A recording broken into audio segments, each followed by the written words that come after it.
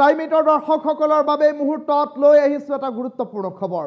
এফালে যদি হোলীৰ আনন্দময় পৰিৱেশ সমগ্ৰ ৰাজ্যজুৰি, আনফালে কিন্তু সভ্য সমাজক লজ্জানত কৰা কেতবোৰ ঘটনা সংঘটিত হৈছে এইখন ৰাজ্যত।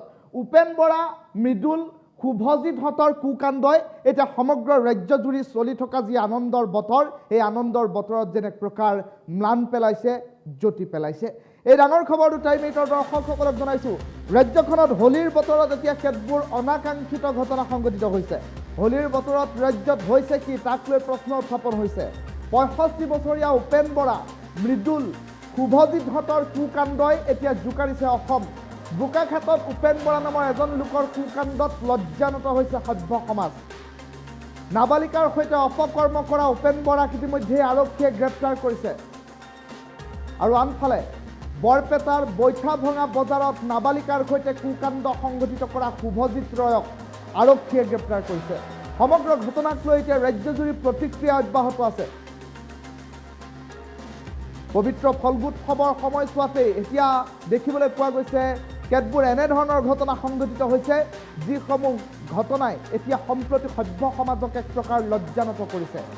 বোকাখাতৰ 65 বছৰীয়া উপেন বৰা নামৰ এগৰাকী লোকে এগৰাকী নাবালিকাৰ ওপৰত অসৎ চৰিতাৰ্থ পূৰণৰ অপচেষ্টা কৰিছিল আৰু তাৰ পাছত পৰিয়ালৰ লোকৰ অভিযোগৰ ভিত্তিত বোকাখাত আৰক্ষীয়ে গ্ৰেপ্তাৰ কৰি আইন আদালতৰ কাষ চপা পৰিলক্ষিত হৈছে। আৰু আনফালে মৃদুল শীল, শুভজিৎ ৰয় দুগৰাকীকৈ লোকে এনেধৰণৰ ঘটনা সংঘটিত কৰিছে, অনুৰূপ ঘটনা সংঘটিত কৰিছে এইখন ৰাজ্যত। বৰপেটাৰ বৈঠাভাঙাত নিশাৰ ভাগত ভয়ংকৰ ঘটনা সংঘটিত হ'ল। এগৰাকী কণমানি নাবালিকাৰ ওপৰত অসৎ চৰিতাৰ্থ পূৰণৰ চেষ্টা কৰিলে শুভজিৎ ৰয় নামৰ এটা লম্পটে। আৰু সৰ্থেবাৰী আৰক্ষী উপস্থিত হৈ নিশাৰ ভাগত দেখিবলৈ পোৱা গ'ল শুভজিৎক গ্ৰেপ্তাৰ কৰিছে। গ্ৰেপ্তাৰ কৰি লৈ যোৱাৰ দৃশ্যাংশ এই মুহূৰ্তত দেখুৱাইছোঁ। আনফালে বোকাখাতৰ উপেন বৰা নামৰ এজন লোকে কালিৰ দিনটোত সংঘটিত কৰিছিল ভয়ংকৰ ঘটনা। এগৰাকী নাবালিকাৰ ওপৰত চলাইছিল অসৎ চৰিতাৰ্থ পূৰণৰ অপচেষ্টা। আৰু তাৰ পাছতেই দেখিবলৈ পোৱা গ'ল উপেন বৰা নামৰ লোকজনক ইতিমধ্যে বোকাখাত আৰক্ষীয়ে গ্ৰেপ্তাৰ কৰি জেল হাজতলৈ প্ৰেৰণ কৰিছে। আৰু ইফালে বৰপেটাৰ বৈঠাভঙাতো অনুৰূপ ঘটনা সংঘটিত হৈছে। হোলীৰ ৰসময় আনন্দ চলি থকাৰ মাজতেই দেখিবলৈ পোৱা গৈছে এতিয়া এনে কেতবোৰ ঘটনা ৰাজ্যত সংঘটিত হৈছে, যিসমূহ ঘটনাই সম্প্ৰতি এতিয়া লজ্জানত কৰিছে সভ্য সমাজক। মন্তব্য আছে, টাইমিটৰ দৰ্শকসকলক মন্তব্য শুনাই লৈছোঁ। ঘটনাটো আমাৰ ইয়াতে যিটো নেকি পালনাম হৈ আছে, পালনামৰ সময়ত মানে ইয়াতে এটা লীলা কীৰ্তন হৈছিল। মানে সেই অন্ধমণি সিন্ধুমণিৰ এইটো এতিয়া ৰাজা দশৰথ ৰাজাৰ যিটো নেকি সেই অন্ধমণিৰ ল'ৰাটোক বিদ্ধ কৰি মানে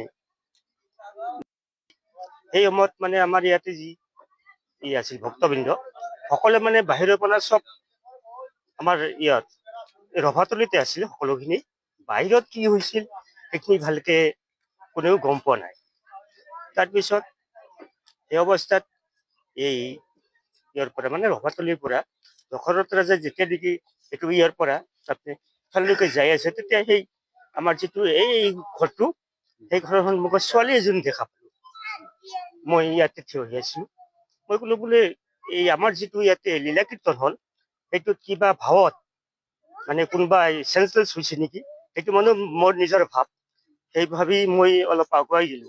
আগুৱাই যোৱাৰ পিছত ছোৱালীজনী কোলত লৈ সেইটো ঘৰত গৈছে। ঘৰত গৈছে, যোৱাৰ পিছত ছোৱালীজনী মাকৰ ইয়াতে কিবা অলপ দেখা পালা কিজনী তেতিয়া মানে।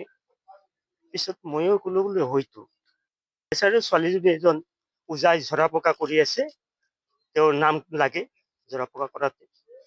পিছত ছোৱালীজনী মাকে ক'লা নামটো, আৰু জৰা পকা কৰাৰ পিছত এই তেজ লগাৰ পিছত তেতিয়া মোৰো ভাৱ হয় বোলে এইটো কিবা ছোৱালীজনী দুষ্ট চকৰি পাইছিল নেকি, সেইখিনিয়ে জানো আৰু।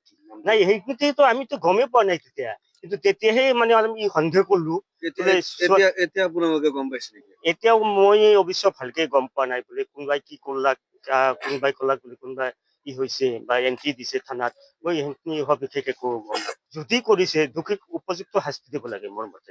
কালিৰ ঘটনাটো আমাৰ ইয়াতে যিটো নেকি পালনাম হৈ আছে, পালনামৰ সময়ত মানে ইয়াতে এটা লীলা কীৰ্তন হৈছিল।